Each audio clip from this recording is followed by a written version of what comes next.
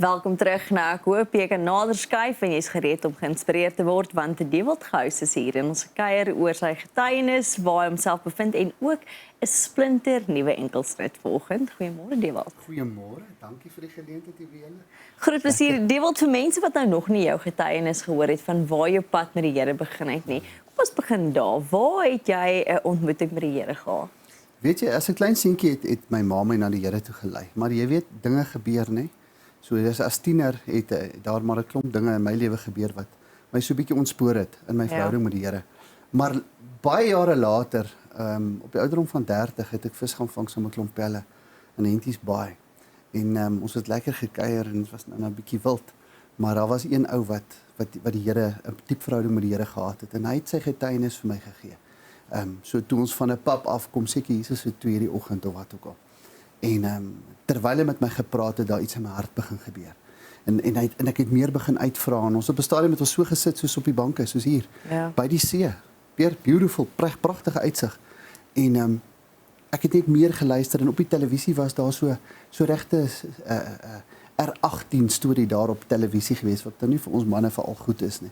En terwyl hy oor die Here praat, sien ek die ding en ek staan op, ek besluit uit respek vir hierdie gesprek gaan ek hierdie ding afsit, want dit kan ons nou nie reg wees nie, nê? En ek het die TV gaan afsit en toe ek gaan sit op die bank, toe beleef ek 'n ervaring wat ek nooit in my lewe sal vergeet. Toe kom die Gees van die Here oor my in daai vertrek en in 'n oomblik besef ek Jesus leef. So dit was vir my 'n wonderlike, ervaring gewees in die teenwoordigheid van die Here, maar dis waar alles begin het. Maar ek sal sê die laaste 3 jaar, ek is nou so 10, 12 jaar in die bediening, maar die laaste 3 jaar is dit, daar was 'n shift gewees, daar het iets wat gebeur, want ek is nou voltyds in die bediening. En die Here het my kragtig aangeraak en toegerus vir spesifieke hierdie seisoen. Jy praat van die laaste 3 jaar, want tot voor dit was jy nog 'n bietjie afhanklik van jou telekommunikasie besigheid ook, en nou net soos jy sê, voltyds bediening. Hoe is daai verandering? Hoe is daai verandering ook in jou gesin? Nee, dit was 'n magtige uitdaging. Ek gaan nie eers begin om met jou doekies om te dra nie, dit was 'n enorme uitdaging geweest. Die aanpassing was groot vir myself. Om van op een oomblik 'n suksesvolle besigheid te hê en die volgende oomblik en dit was my gebed. Want die besigheid was nie meer gesond nie. Ek het met die departemente besigheid gehad en die Here het my die Gees het my aangekla. Daar was goed wat nie reg was nie. So ek het vir die Here gesê, maar as ek dan ek vertrou U en ek sal oorgee en ek het dit gedoen ook. Maar dit was nie so maklik soos dit net klink nie. Dit het 'n enorme ding hier in my hart laat gebeur. Inteendeel, toe die oomblik toe ek besef die kontrakte is gekanselleer, toe val ek uit mekaar uit, want daar was net te veel spanning. En ek moes daai naweek by 'n klein kerkie optree in Groblersdal en ek sal nooit vergeet ek sit agter in my bakkie nê. En ek sê Here, ek verstaan hierdie besigheid nie. Here, hoe gaan ek vir my vrou, my kinders sorg? My seun is op pad universiteit toe. Dit is 3 jaar terug. Ek sê Here, ek kan mos die som maak. Die ding gaan nie werk nie. En hy wys vir my in Lukas 22 waar hy self geloop het in die tuin van Getsemane en gesê het dat hierdie beker by my verbygaan. En 'n engel van die hemel het aan Jesus verskyn om hom te versterk en hy het selfs bloed gesweet. Maar hy het iets gedoen net in die hoofstuk daarna, hoofstuk 23. Toe hy aan die kruis was, het hy gesê Vader, in U hande gee ek my gees oor. En die oomblik toe ek dit lees, toe besef ek, jy gaan moet oorgee en die Here nou vertrou. En ek doen dit en dit is incredible wat gebeur. Ek sal nie vir een oomblik kan sê daar's nie oomblikke wat 'n ou twyfel en onseker is en worry nie. Maar dan herinner ek myself weer, die Here het gesê ek moet sy stem hoor. Ek moet gehoorsaam wees aan sy stem en ek moet hom nou vertrou en oorgee. Daar's hy. Daai stille vertroue. Absoluut. Jy weet. Nou hoor jy, as dit kom by stille vertroue, moet mense praat oor die liedjie ook. Nou ons praat oor die reën sal weer kom, is die titel van die liedjie. Net die titel alleen sê vir jou, dit gaan oor vertroue. Ja, absoluut. Absoluut. Ja, en dit jy weet, ek besef, jy weet, veral nou met wat ek nou deurgaan in die bediening en so, en ons uitdagings, jy weet, byvoorbeeld Julie maand laas jaar, moes ek gaan vir 'n eenvoudige prosedure, wat hulle poliepe uitgesny het, jy weet, is nou nie 'n groot storie nie, maar ek kon vir 3 weke nie optree nie, en ek onthou ek een oggend vroeg op my kyk, sê, Here, wat gaan ek maak hier, ek het nou weer 'n uitdaging, Here, wil U nie maar daar in die hemel 'n paar eintjies losmaak vir hierdie, want dit is nou maar ons, en wie jy, ek hoor hoe die Here in my hart lê, maar ek moet by ouete huise uitkom. En ek het dit begin doen. Ek staan nou by, ek dink ons het nou 47 ouete huise bedien. Sonder enige inkomste, sonder enige, en die Here het bonatuurlik net voorsien. So dis daai tipe van ding wat weet volhoubaar gebeur as jy elke dag by die voete van die Here is. Jy weet so, Pierre, dis verskriklik lekker. En dis hoe hierdie liedjie ook dan nou gebore is, hier in my hart. 'n Vriend van my, Martin van der Poel, het die liedjie geskryf en toe ek hom kry, toe ek so 1 of 2 goedjies verander wat net in my hart inpas. En dit gaan oor deurbrake.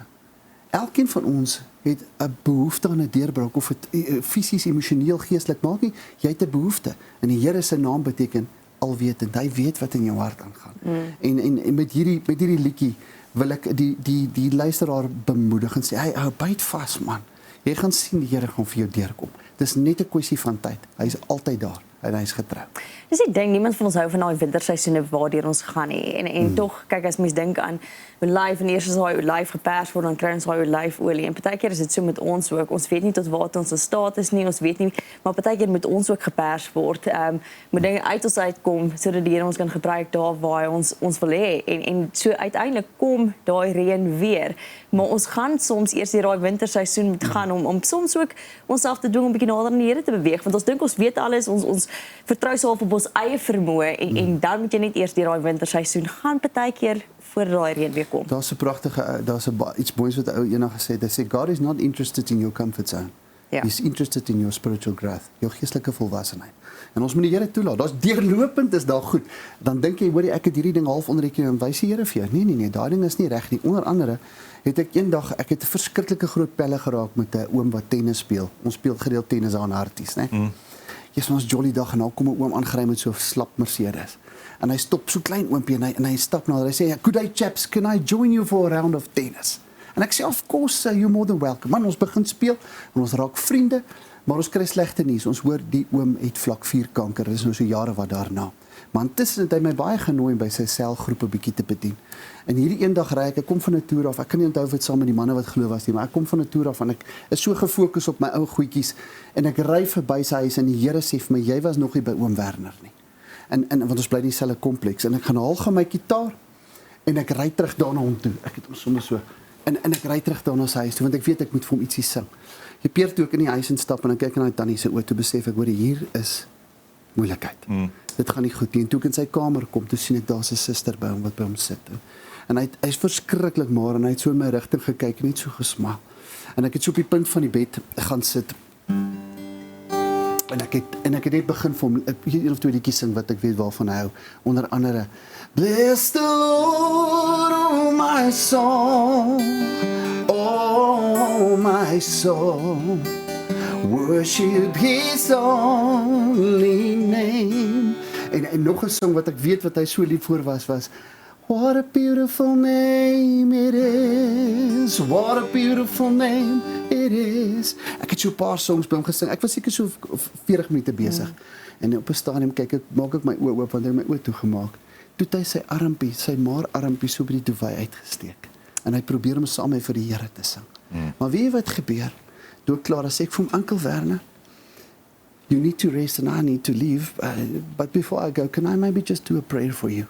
Wie Pierre, hy kyk my so en hy sê vir my, no, my boy, you're not going to pray for me, because I'm going to pray for you. Sure. En daar het ek iets van die Here se hart gesien. Jy weet, Jesus het sy disippels se voete gewas, en hy het 2 dae voordat hy gekruisig is. En daai diensbare hart, en ek dink dit het 'n groot verandering vir bydrae gelewer, sodat ek vandag voltyds in die bediening is en die Here genuine kan vertrou. En dit is vir my verskriklik lekker. Ek kom nou net van 'n toer af van 20 optredes, en dit was net awesome om te sien hoe die gees van die Here die harte aanraak.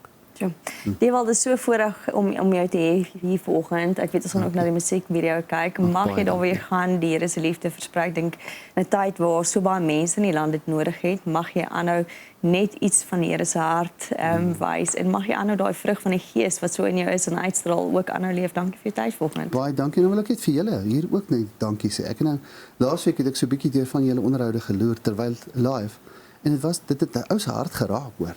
Daar was 3 dametjies op hierdie bank gewees wat waaragtig vir my soveel beteken het met hulle getuienis en dit beteken net vir my een ding dat julle klomp julle nie skaam vir die evangelie nie, mag die Here julle daarvoor seën want hy seën gehoorsaamheid, hoor. Awesome. Baie dankie daarvoor. Dankie daarvoor.